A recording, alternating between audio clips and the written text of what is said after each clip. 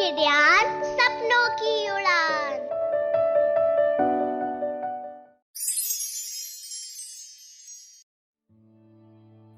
बाबापुर की रामलीला।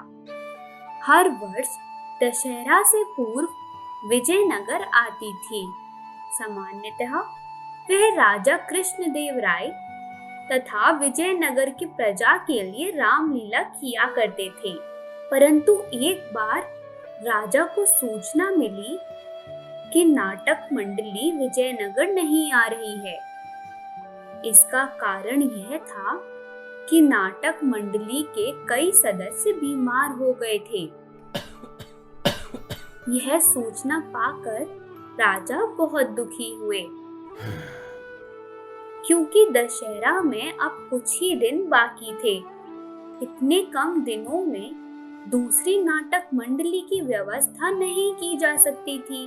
पास में दूसरी कोई नाटक मंडली नहीं होने के कारण इस वर्ष रामलीला होने के आसार दिखाई नहीं पड़ रहे थे। जबकि दशहरा के पूर्व रामलीला होना विजयनगर की पुरानी संस्कृति थी। महाराज को इस तरह दुखी देखकर राजगुरु बोले, महाराज, यदि चाहे तो हम रामपुर के कलाकारों को संदेश भेज सकते हैं, परंतु इसमें तो कुछ सप्ताह का समय लगेगा। राजा ने निराश स्वर में कहा। इस पर तेनालीराम बोले, महाराज, मैं पास की ही एक मंडली को जानता हूँ। वे यहाँ 2 दिन में आ जाएंगे और मुझे विश्वास है कि रामलीला का अच्छा प्रदर्शन करेंगे। यह सुनकर राजा प्रसन्न हो गए और तेनालीराम को मंडली को बुलाने की जिम्मेदारी सौंप दी गई। साथ ही मंडली के रहने व खाने पीने की व्यवस्था का भार भी तेनालीराम को ही सौंप दिया गया। शीघ्र ही रामलीला के लिए सारी व्यवस्था होना शुरू हो गई। रामलीला मैदान को साफ किया गया और बड़ा सा मंच बनाया गया। नवरात्र के लिए नगर को सजाया गया। रामलीला देखने के लिए लोग बहुत उत्सुक थे, क्योंकि इससे पूर्व काशी की नाटक मंडली के न आने की सूचना से वह काफी दुखी थे। परंतु अब नई नाटक मंडली के आने की सूचना से उनका उत्साह दुगना हो गया था। मंडली के निकट एक मेला भी लगाया गया था। कुछ ही दिनों में मंडली रामलीला के लिए तैयार हो गई। राजा, दरबारी, मंत्री व प्रजा प्रतिदिन रामलीला देखने आते। दशहरा के दिन की अंतिम कड़ी तो बहुत ही सराहनीय थी।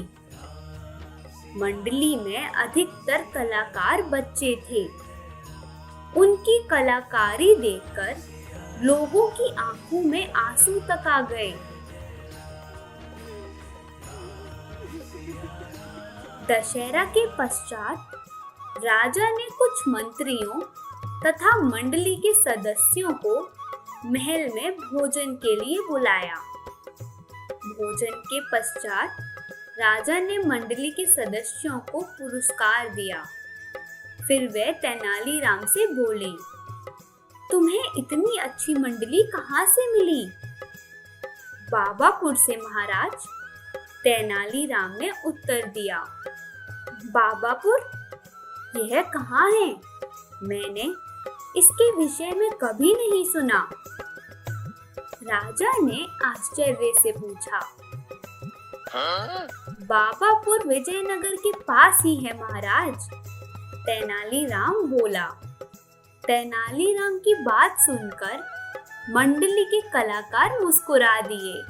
राजा ने उनसे उनके इस प्रकार मुस्कुराने का कारण पूछा तो मंडली का एक छोटा बालक सदस्य बोला, महाराज, वास्तव में हम लोग विजयनगर के ही हैं।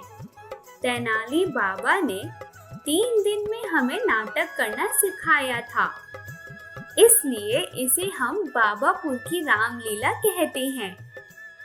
यह सुनकर राजा भी खिलखिलाकर हंस पड़े।